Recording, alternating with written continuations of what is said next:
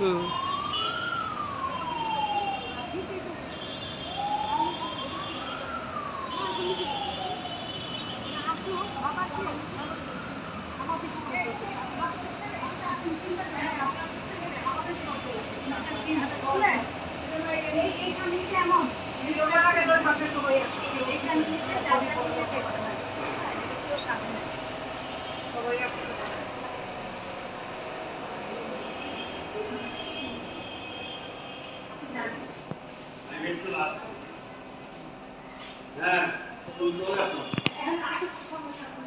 আমি পূর্ব ভাষা আসছি, ছোট থেকে চলে গেছে।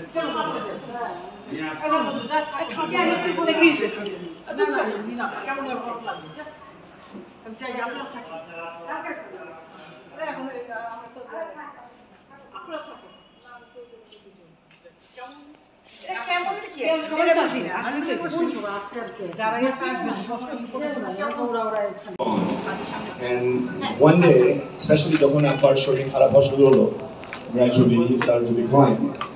That I will get the news when I will not be in Bangladesh. If এটা যদি হতো, তাহলে I would have struggled all my life to read. But fortunately, I was back. I'm here with my wife, and we came back, and and we were able to hold his hand.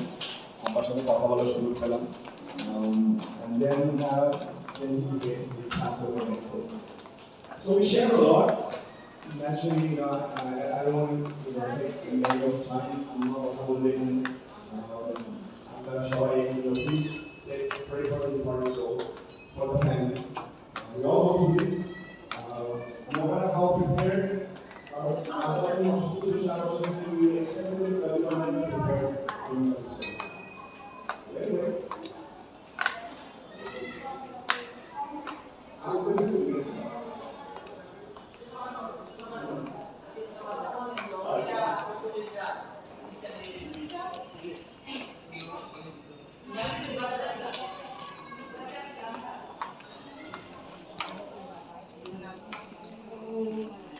Welcome everyone. I am Starford, Farooq's wife.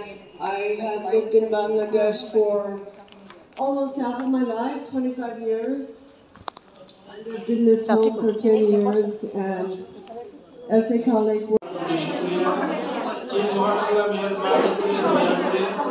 আমাদের সকলকে সুস্থতার সাথে ইমানদার হিসাবে সহি সালামত সে আমাকে নিয়ে ছোটবেলা থেকে বিদেশে যেত, অনেকগুলো প্রোগ্রামে নিয়ে যেত, বা হচ্ছে কয়েকটা বিয়ের সাথে নিয়ে যেত যখন সে লাস্ট এমপি ছিল 2001 থেকে 6 সালে। তো যেখানে দাদা ছিল সেখানে আমি। আপনারা অনেকজন জানেন যে দাদা খুবই একটা স্টাইলিশ মানুষ ছিল। যখন তারা বহির্ভূত হয়ে যাবে, ওই সমস্ত মাতা পিতার ভরণপোষণের দায়িত্ব তোমরা গ্রহণ করবে। শুধু তাই না, মাতা পিতাই হয়েছে সন্তানের জন্য জাহান্নাম।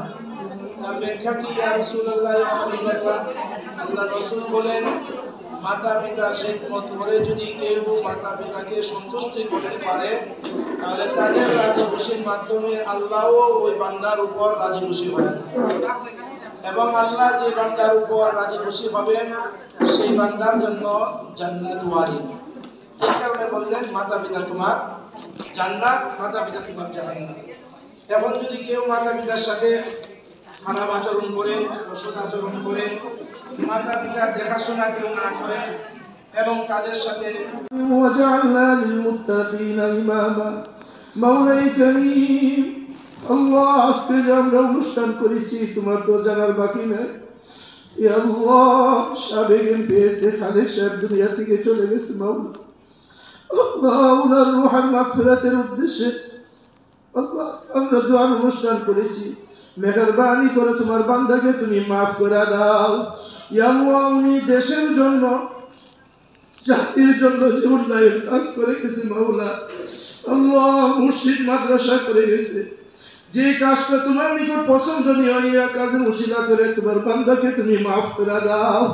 আল্লাহ, ওনার পরিবার পরিজন যারা আছে সকলকে ধৈর্য ধারণ করার তৌফিক দান করে দাও।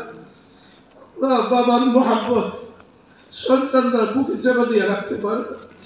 আল্লাহ, কথা বলতে গিয়ে কথা বলতে পারতেছে না, ইয়া আল্লাহ মেহেরবানি করে এই মহব্বতকে ওসিলা করে বাবাকে তুমি মাফ করে দাও।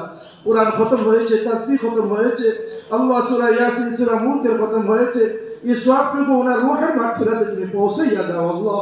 ইয়া আল্লাহ ওনার আলিয়া বেঁচে আছে, সৈয়দ আবু বকর সিদ্দিক সাহেব, সৈয়দ উমর ফারুক সাহেব, আল্লাহ ওনাদের সকলকে তুমি নেক হায়াত দান করো।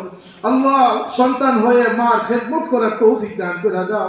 আল্লাহ ওনাদের মা নেক হায়াত তুমি দান করে দাও, সুস্থতার জীবন তুমি দান করে দাও। ইয়া আল্লাহ এসে খালেদ সাহেবের নাইরাতকে যিনারা রয়েছে, আল্লাহ সকলকে তুমি দীর্ঘ হায়াত তুমি দান করে দাও। আল্লাহ আমাদের মুনাজাতকে তুমি কবুল আর মঞ্জুর করে নাও। এই বাড়ির মধ্যে খাইলে বরকত দান করে দাও।